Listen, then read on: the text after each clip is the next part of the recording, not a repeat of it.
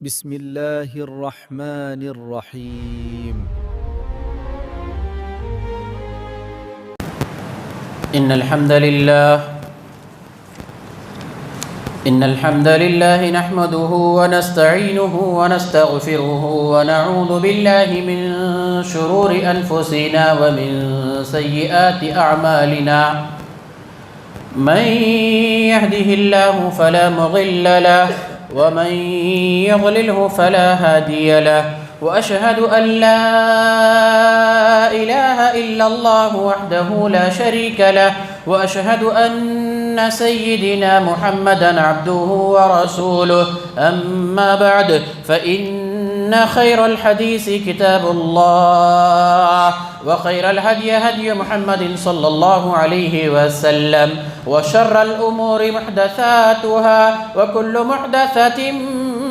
بدعة، وكل بدعة ضلالة، وكل ضلالة في النار. فقد قال الله تبارك وتعالى في القرآن المجيد والفرقان الحميد: فأعوذ بالله من الشيطان الرجيم. يا أيها الذين آمنوا اتقوا الله حق تقاته ولا تموتن إلا وأنتم مسلمون. يا أيها الناس اتقوا ربكم الذي خلقكم من نفس واحدة وخلق منها زوجها وبث منهما رجالا كثيرا ونساء، واتقوا الله الذي تساءلون به والأرحام، إن الله كان عليكم رقيبا. يا أيها الذين آمنوا اتقوا الله وقولوا قولا سديدا يصلح لكم أعمالكم ويغفر لكم ذنوبكم، ومن يطع الله ورسوله فقد فاز فوزا عظيما. وقال الله تبارك وتعالى في موضع آخر: سبحان الذي أسرى بعبده ليلا من المسجد الحرام إلى المسجد الأقصى الذي باركنا حوله لنريه من آياتنا إنه هو السميع البصير. محترم بزرگوں، نوجوان ساتھیوں، پیارے بچوں، اسلامی ماؤں اور بہنوں، تمام قسم کی تعریفیں، توصیفیں، کبریائی، بزرگی اور بڑائی اسی اللہ رب العالمین احکم الحاکمین کے لائق اور زیبا ہے، جو خالق ہے ساری کی ساری کائناتوں کا، مالک ہے ارض و سما کا، رازق ہے جن و انس کا، قادر ہے بحر و بر کا، مقتدر ہے شجر و حجر کا. کیا نباتات، کیا جمادات، کیا حیوانات، کائنات کا ذرہ ذرہ اسی کے حکم و اشارے کا غلام ہے. وہی اللہ رب العالمین ہے جو اپنے نبیوں کو معجزات عطا کرتا ہے، اور وہی اللہ رب العالمین ہے جس نے اپنے آخری نبی جناب محمد رسول اللہ صلی اللہ علیہ وسلم کو ہمت دینے کے لیے، اللہ کے پیارے نبی جناب محمد رسول اللہ صلی اللہ علیہ وسلم کی قدر و منزلت کو بڑھانے کے لیے، آپ صلی اللہ علیہ وسلم کی عزت افزائی کے لیے، آپ صلی اللہ علیہ وسلم کی زندگی کا سب سے بڑا معجزہ معراج کی شکل میں آپ کو عطا کیا. الغرض ثنا کروں تیری تو سلیقہ نہیں بیاں کرنے کا، اور اگر یوں چپ رہوں تو زباں کے لیے گوارا نہیں. سبحان ما عظم شأنہ، سبحان اللہ وبحمدہ، سبحان اللہ العظیم. اس مختصر سی حمد و ثنا کے بعد بے پناہ درود و سلام کا نزول ہو تمام نبیوں اور رسولوں پر کہ جنہیں اللہ رب العالمین نے دنیا والوں کی رشد و ہدایت کے لیے مبعوث فرمایا. بالخصوص سمندر کے قطرات سے بڑھ کر، ریت کے ذرات سے بڑھ کر، ہواؤں کے فراٹوں سے بڑھ کر، آسمان کے ستاروں سے بڑھ کر لاتعداد ان گنت درود و سلام کا نزول ہو جناب محمد رسول اللہ صلی اللہ علیہ وسلم کی ذات مبارکہ و مطہرہ پر کہ جنہیں اللہ رب العالمین نے ساری کی ساری کائناتوں کے لیے رحمت بنا کر مبعوث فرمایا، جنہیں اللہ رب العالمین نے خوشخبری دینے والا اور ڈرانے والا بنا کر مبعوث فرمایا۔ اللہم صلی وسلم وبارک علی نبینا محمد وعلی آلہ واصحابہ اجمعین۔ محترم سامعین، معراج کا واقعہ قرآن اور حدیث کی روشنی میں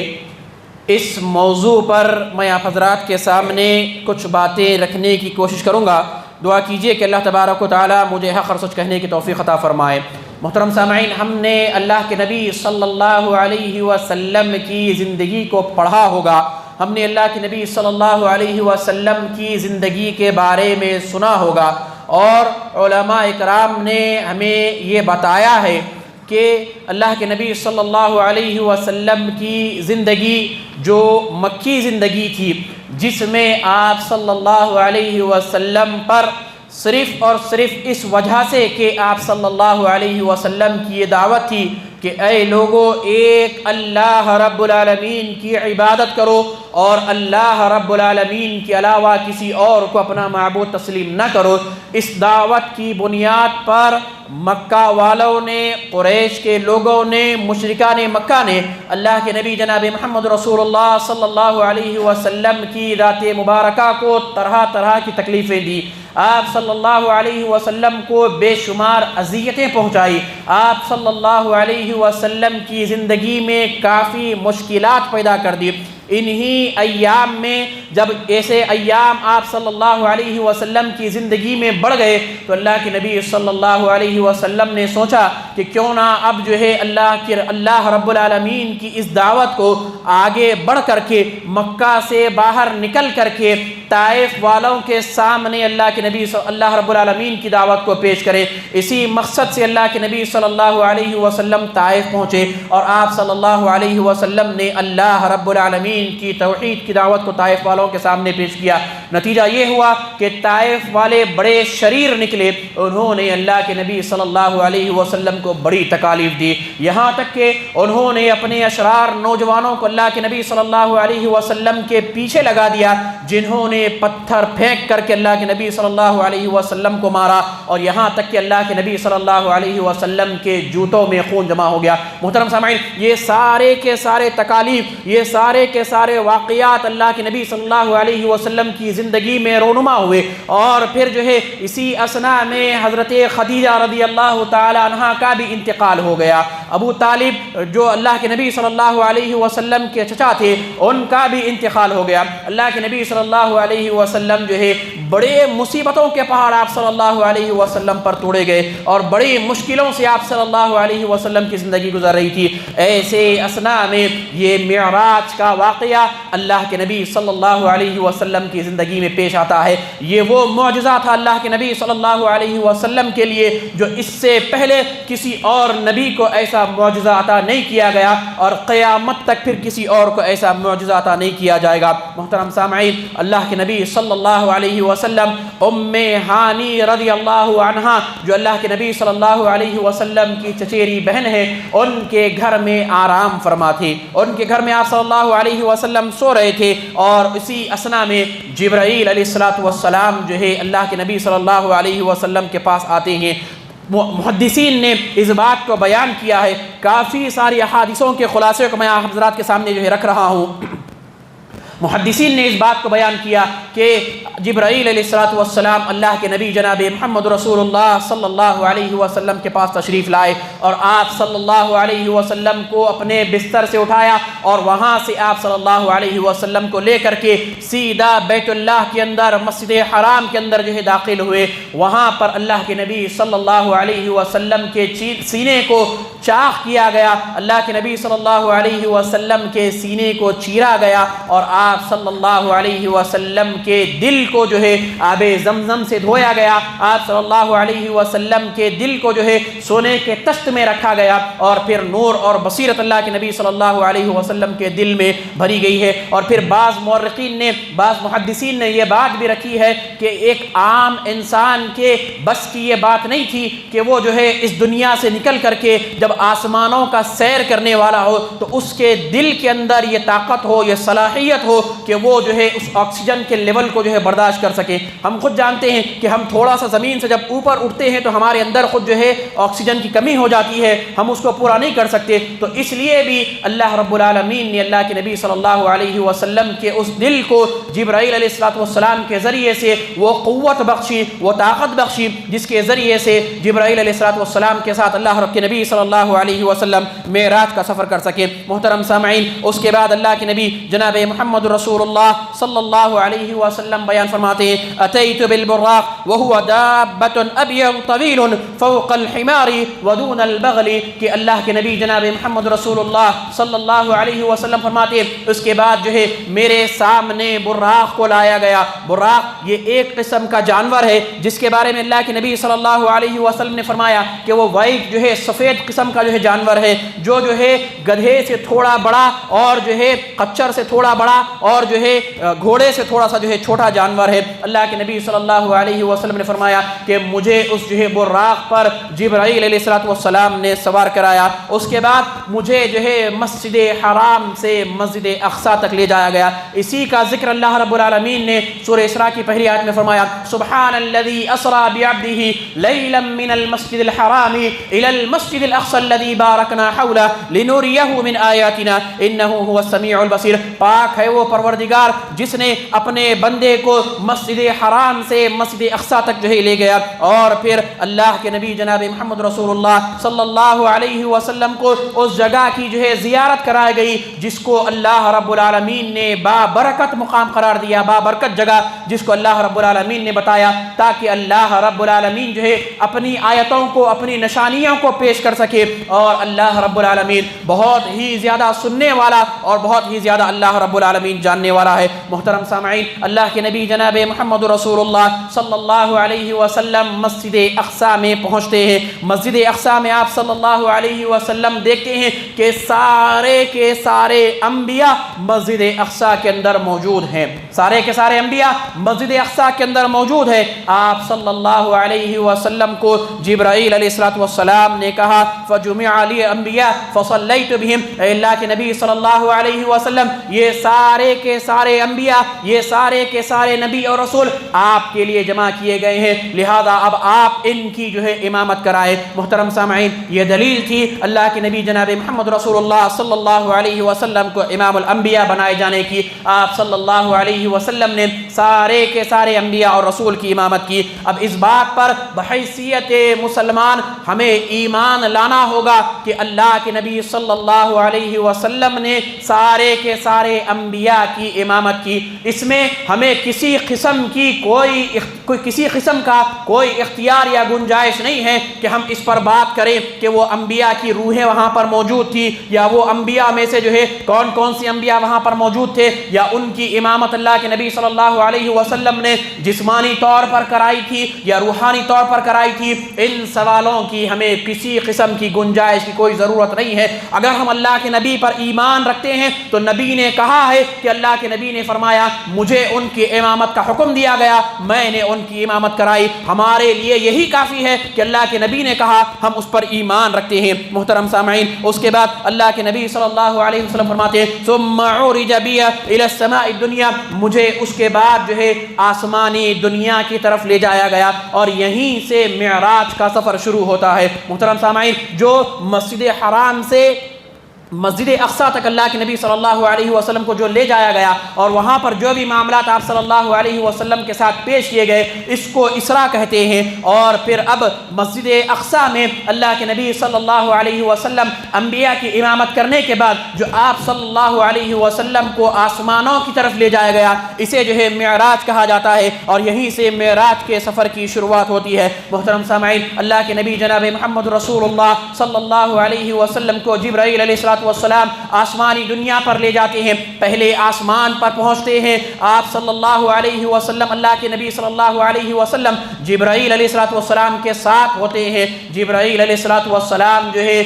فرشتے کو ندا دیتے ہیں, آواز دیتے ہیں, تو فرشتہ پوچھتا ہے کون ہے؟ جبرائیل علیہ السلام کہتے ہیں کہ میں جبرائیل ہوں. فرشتہ پوچھتا ہے کہ تمہارے ساتھ کون ہے؟ کہا کہ میرے ساتھ جناب محمد رسول اللہ صلی اللہ علیہ وسلم ہے. فرشتے نے سوال کیا کیا کہ آپ کو آنے کی اجازت دی گئی ہے؟ جبرائیل علیہ السلام نے کہا کہ ہاں آپ کو آنے کی اجازت دی گئی ہے. فرشتہ جو ہے دروازہ کھول دیتا ہے. وہاں پر اللہ کے نبی صلی اللہ علیہ وسلم پہلے آسمان میں داخل ہوتے ہیں تو دیکھتے ہیں کہ اللہ کے نبی جناب محمد رسول اللہ صلی اللہ علیہ وسلم اور ابو الانسان حضرت آدم علیہ السلام جو ہے وہاں پر موجود ہوتے ہیں. اللہ کے نبی صلی اللہ علیہ وسلم نے آدم علیہ السلام سے ملاقات کی, سلام علیکم ہوئی. اللہ کے نبی صلی اللہ علیہ وسلم نے دیکھا کہ آدم علیہ السلام اپنی دائیں جانب دیکھتے ہیں تو مسکرا دیتے ہیں, اور اپنی بائیں جانب دیکھتے ہیں تو آدم علیہ السلام رونے لگ جاتے ہیں. جبرائیل علیہ السلام سے اللہ کے نبی صلی اللہ علیہ وسلم نے پوچھا کہ اے جبرائیل کیا ماجرا ہے؟ آدم علیہ السلام اپنی دائیں جانب دیکھتے ہیں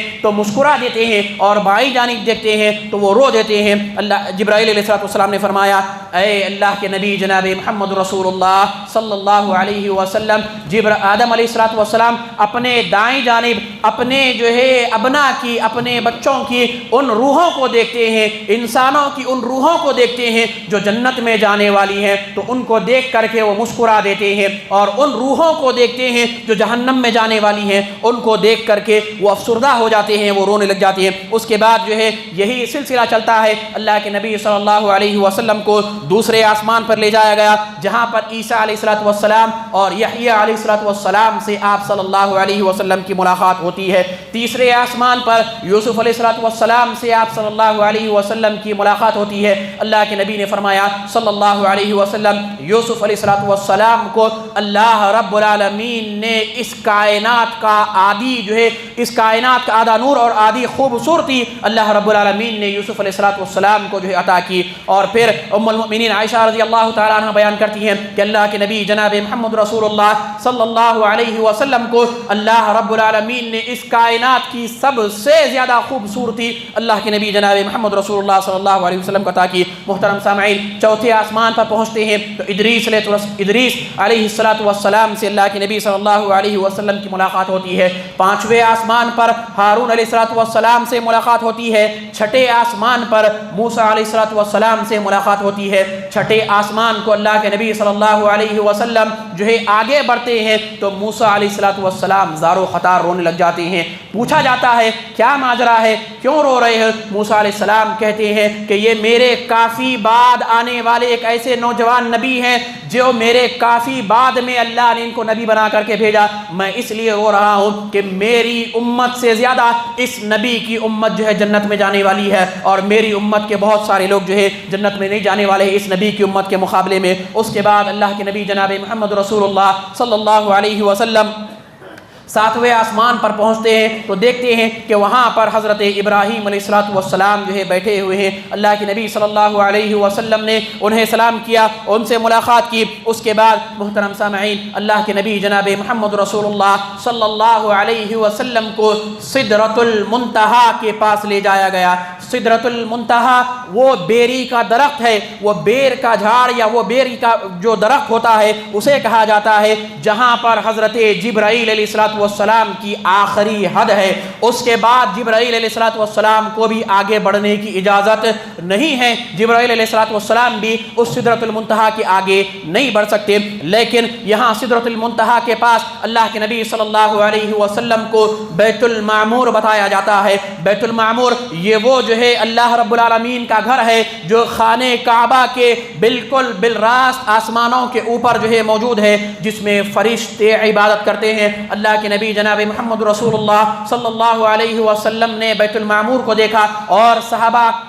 اور اللہ کے نبی صلی اللہ علیہ وسلم نے فرشتوں کی عبادت کو دیکھا. آپ صلی اللہ علیہ وسلم نے فرمایا بیت المعمور اتنا بڑا ہے اور اس میں فرشتوں کی تعداد اتنی زیادہ ہے کہ روزانہ کم و بیش 70,000 فرشتے اس کے اندر اللہ رب العالمین کا طواف کرتے ہیں, اللہ رب العالمین کی عبادت کرتے ہیں. اور پھر اللہ کے نبی نے فرمایا صلی اللہ علیہ وسلم ایک مرتبہ جو فرشتے اس کا طواف کر لیں، ایک مرتبہ جو فرشتے اس بیت المعمور میں داخل ہو جائیں، پھر قیامت کی صبح تک ان کی باری نہیں آتی، پھر قیامت تک ان کا نمبر جو ہے نہیں آتا۔ محترم سامعین ذرا غور کر کے دیکھیں کتنی تعداد فرشتوں کی ہوگی، اس حدیث سے ہمیں معلوم ہوتا ہے۔ اس کے بعد پھر اللہ رب العالمین اللہ کے نبی جناب محمد رسول اللہ صلی اللہ علیہ وسلم کو اپنے پاس بلاتے ہیں، اور پھر اللہ رب العالمین اللہ کے نبی جناب محمد رسول اللہ صلی اللہ علیہ وسلم کو 3 تحفے عطا کرتے ہیں۔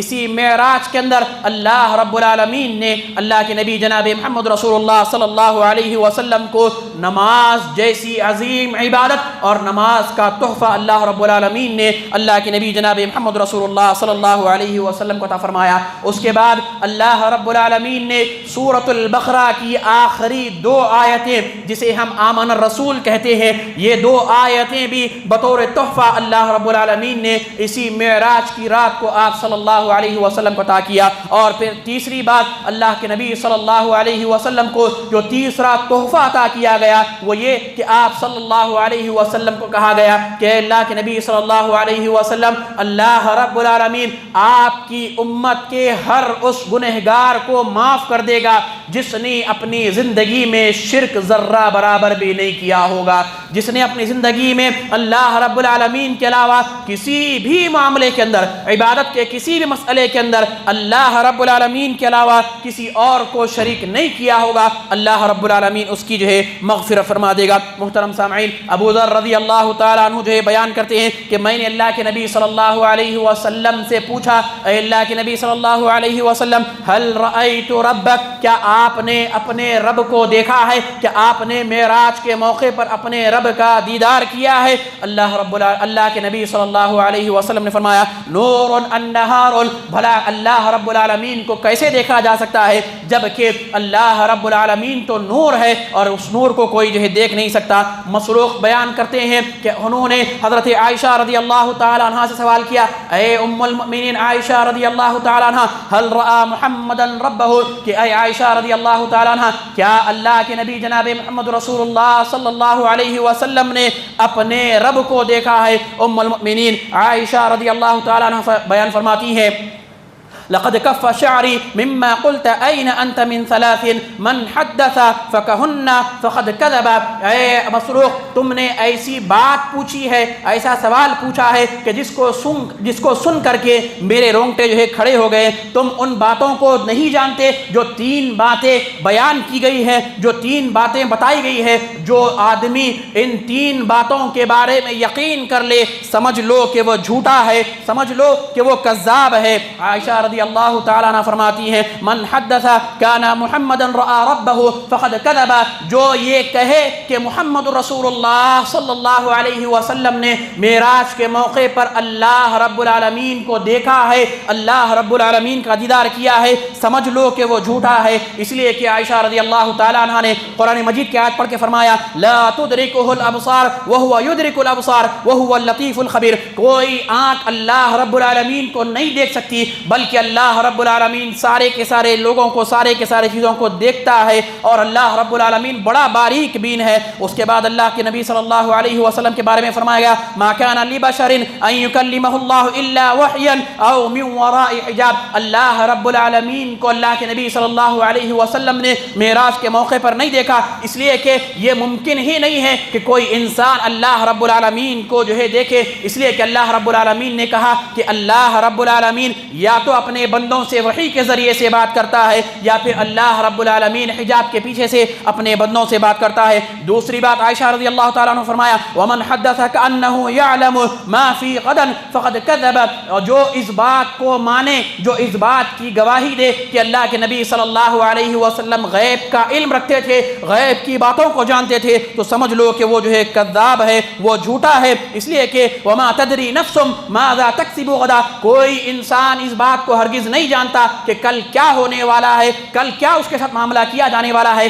اس بات کا علم کسی کو بھی نہیں ہے۔ اور پھر تیسری بات فرمائی ومن حدث كأنه كتم فقد كذب، جو اس بات کو جو ہے بیان کرے یا جو یہ بات کہے کہ اللہ کے نبی صلی اللہ علیہ وسلم نے اپنی رسالت کے اندر خیانت کی، اپنی رسالت کے اندر اللہ کے نبی صلی اللہ علیہ وسلم نے کوتاہی کی اور اللہ رب العالمین کے فرمان کو جو ہے لوگوں تک نہیں پہنچایا، تو سمجھ لو کہ وہ جھوٹا ہے۔ فرمایا یا ایھا الرسول بلغ ما انزل الیک من ربک، اے اللہ کے رسول صلی اللہ علیہ وسلم آپ وہ باتیں بیان کر دیجئے جو اللہ رب العالمین نے آپ پر نازل کی ہیں، جو اللہ رب العالمین نے آپ کو عطا کی ہیں۔ محترم سامعین، اب ذرا غور کر کے دیکھیں کہ کتنے ایسے ہمارے معاشرے کے اندر مسلمان موجود ہیں جو ان تینوں باتوں کے اندر آج ملوث ہوتے ہوئے نظر آتے ہیں، جو یہ کہتے ہیں کہ اللہ کے نبی صلی اللہ علیہ وسلم نے معراج میں اپنے رب کو دیکھا ہے، جبکہ اللہ رب العالمین قرآن مجید کی آیت سے اس بات کی تردید کر رہا ہے کہ دنیا کی کوئی آنکھ، کسی انسان کی آنکھ اللہ رب العالمین کو دیکھ نہیں سکتی۔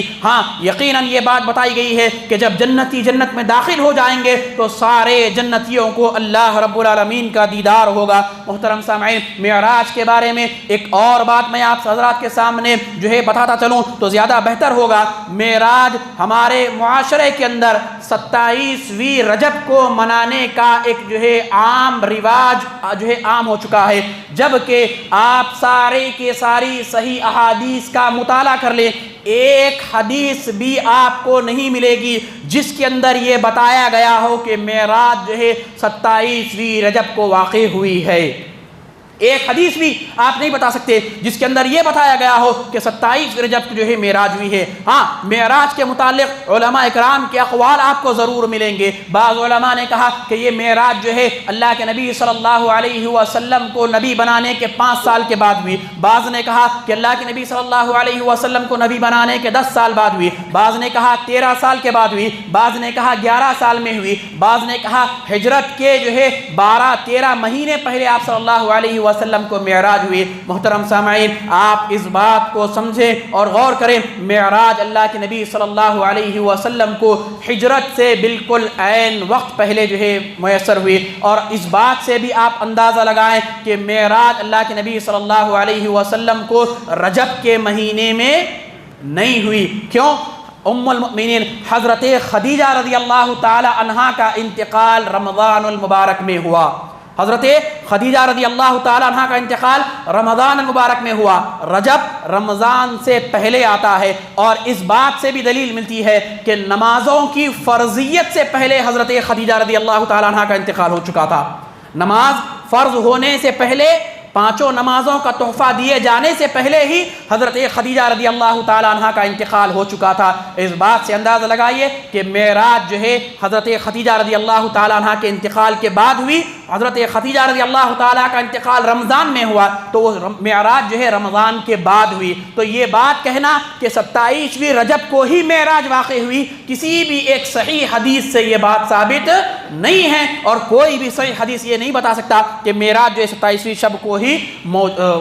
معراج جو ہے 27ویں شب کو ہی جو ہے واقع ہوئی ہے۔ محترم سامعین، یہ معراج کا مختصر سا واقعہ تھا جو اللہ کے نبی صلی اللہ علیہ وسلم کو عطا کیا گیا۔ یہ معراج کا وہ وقت تھا جو اللہ کے نبی صلی اللہ علیہ وسلم کے دل کو تسلی دینے کے لیے اللہ رب العالمین نے آپ کو عطا کیا تھا۔ یہ معراج کا وہ سفر تھا جو اللہ رب العالمین نے اللہ کے نبی صلی اللہ علیہ وسلم کی عزت، قدر و منزلت بڑھانے کے لیے اور آپ کی عزت افزائی کے لیے، لوگوں نے آپ کی عزت نہیں کی، اللہ رب العالمین نے آپ کی عزت کی خاطر آپ صلی اللہ علیہ وسلم کو معراج پر بلا کر کے یہ تحفہ آپ صلی اللہ علیہ وسلم کو عطا کیا۔ محترم سامعین، یہ مختصر باتیں تھیں معراج کے متعلق جو میں نے آپ حضرات کے سامنے قرآن اور حدیث کی روشنی میں پیش کرنے کی کوشش کی ہے۔ اللہ رب العالمین سے دعا ہے جو کچھ بھی کہا اور سنا گیا ہے اللہ تبارک و تعالی ہم تمام کو ان باتوں پر عمل کرنے کی توفیق عطا فرمائے۔ اللہ رب العالمین حقیقی معنوں میں ہمیں قرآن اور حدیث پر عمل کرنے والا بنائے۔ اللہ رب العالمین حقیقی معنوں میں اللہ اور اس کے رسول صلی اللہ علیہ وسلم کے بتائے ہوئے طریقے کے مطابق ہمیں زندگی گزارنے والا بنائے، آمین۔ اقول قولی ھذا استغفر اللہ لی ولکم ولسائر المسلمین من کل ذنب واتوب الیہ۔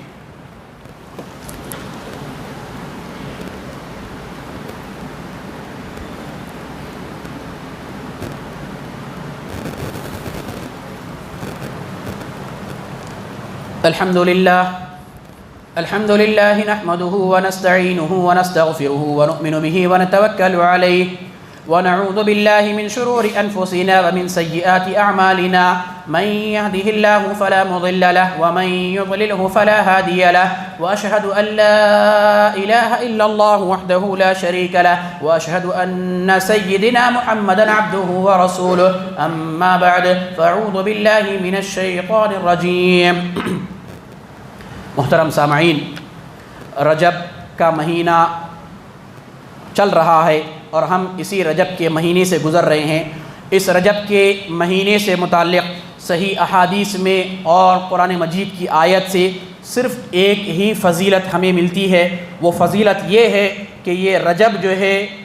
صرف اور صرف حرمت والا مہینہ ہے. حرمت والے مہینوں میں سے ایک مہینہ ہے جو اللہ رب العالمین نے 4 حرمت والے مہینے رکھے ہیں، ان میں سے صرف ایک مہینہ رجب کا بھی ہے جسے حرمت والا مہینہ کہا جاتا ہے. اس کے علاوہ اس مہینے کی اور کوئی خاص فضیلت یا اس کے علاوہ اس مہینے کی اور کوئی خاص اہمیت یا اس کے علاوہ اس مہینے کے اندر کوئی ایسی خاص عبادات کا ذکر نہ آپ کو قرآن مجید کی تعلیمات سے ملتا ہے، نہ اللہ کے نبی جناب محمد رسول اللہ صلی اللہ علیہ وسلم کی احادیث مبارکہ سے ہمیں ملتا ہے. اس لیے ہمیں چاہیے کہ ہم اللہ اور اس کے رسول صلی اللہ علیہ وسلم کی اطاعت کرتے ہوئے اس مہینے میں ہونے والی تمام کی تمام بدعات اور خرافات سے اپنے آپ کو بچا کر کے رکھیں. محترم سامعین، آپ ذرا غور کریں، اللہ کے نبی جناب محمد رسول اللہ صلی اللہ علیہ وسلم کو معراج کی رات میں 5 نمازوں کا تحفہ دیا گیا اور اس امت پر 5 نمازیں فرض کی گئی. ہر مسلمان کے اوپر دن میں 5 نمازوں کا پڑھنا فرض ہے، لیکن ہمارے بہت سارے مسلمان اس مہینے کے اندر ایک رات کو خاص کر لیتے ہیں اور اسی رات کی نسبت شب معراج سے کر دی جاتی ہے اور اس رات کو پوری رات جو ہے قضائے عمری کے نام پر نمازیں پڑھتے ہیں اور یہ سمجھ لیتے ہیں کہ آج ایک رات ہم نے نمازیں پڑھ لی تو ہم زندگی کی ساری نمازوں کو ہم نے پڑھ لیا ہے. ہم آج ایک رات کو نمازیں پڑھ لیں گے تو گویا کہ ہم نے پورے سال بھر کی نمازوں کو پڑھ لیا، اب ہمیں پھر نمازیں پڑھنے کی ضرورت نہیں ہے. اگر ہم ایسا سوچتے ہیں، ایسا ہمارا ایمان ہے، عقیدہ ہے، یقین ہے، تو یقین جانیں یہ ہمارا عقیدہ، یہ ہمارا ایمان باطل ہے، اللہ اور اس کے رسول صلی اللہ علیہ وسلم کا مخالفت میں ہے. اور اس کے علاوہ بہت سارے ایسی بدعات، بہت سارے ایسے خرافات اس رات کے اندر بھی کیے جاتے ہیں، اس مہینے کے اندر بھی کیے جاتے ہیں، جس سے ہم تمام کو بچنے کی ضرورت ہے. ہمیں حقیقی معنوں میں صحیح طور پر قرآن کے مطابق اور حدیث کے مطابق علم حاصل کرنے کی ضرورت ہے اور اس کے مطابق اپنی زندگی کو گزارنے کی ضرورت ہے. إن الله وملائكته يصلون على النبي يا أيها الذين آمنوا صلوا عليه وسلموا تسليما. اللهم صل على محمد وعلى آل محمد كما صليت على إبراهيم وعلى آل إبراهيم إنك حميد مجيد. اللهم بارك على محمد وعلى آل محمد كما باركت على إبراهيم وعلى آل إبراهيم إنك حميد مجيد. عباد الله رحمني ورحمكم الله، إن الله يأمر بالعدل والإحسان وإيتاء ذي القربى وينهى عن الفحشاء والمنكر والبغي يعظكم لعلكم تذكرون. اذكروا الله يذكركم وادعوه يستجب لكم ولذكر الله أكبر والله يعلم ما تصنعون.